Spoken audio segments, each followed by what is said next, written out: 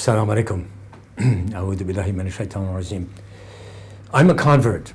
I became Muslim in 1969, and something I'd like to say to the Muslims is something I consider pretty important in this day and age, which is that when I was in the last Eid prayer, a friend of mine and I were at the last Eid prayer we attended in the States. There were thousands of Muslims, and the two of us commented that, oh, did you see such and such, who was also here as part of the Eid? And the reason we made a note, or he pointed out that such and such was there, that he was one of the few other, between he and I, white, so to speak, white converts amongst thousands of people. So what I'm trying to say here is that as a convert, I still feel like the Muslims have not connected with the modern worlds that they're living in, or there would be more people becoming Muslim. So what I believe is this, is I believe that in some ways the Muslims, we Muslims, and mostly I say we, but I really mean the people who see themselves as from a different culture, who see themselves as other than the sort of mainstream of the countries they live in, such as Britain or the US. They see themselves as other than the mainstream. And that has in it sort of a bubble mentality. I really believe that a lot of the Muslims live with this kind of, it's almost a kind of utopian idea that, well, there's us, we are Muslims, and if only all those other people would become Muslims, they would be as good as we are, or they would be enlightened, they would be whatever, something that separates us from them.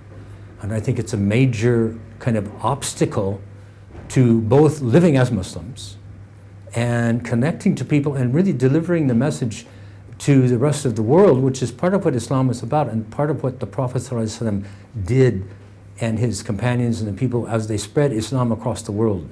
So while there's lots of talk about how many people become Muslims, for myself as a convert, in America as what we call, say, a white convert, I still see very few people, and I'm still kind of amazed. If Islam really is what we believe, that it's this extraordinarily beautiful way and path for this last period of mankind on the earth, if it is the guidance that's meant to reach the humanity, maybe we're not living Islam in the way that we could, as the Prophet ﷺ did, in order then to make it known to the people that we encounter. So how that's done and how you actually move to a place where you can take down those barriers that enables you to feel that there's us and others, I'm not so sure that's so easy to do, but one of the things, if nothing else, is to reflect on what the Prophet said. He said that none of you is a believer until you want for your brothers and sisters what you want for yourself, and generally that's understood to be not other Muslims, but the people who have not yet become Muslim.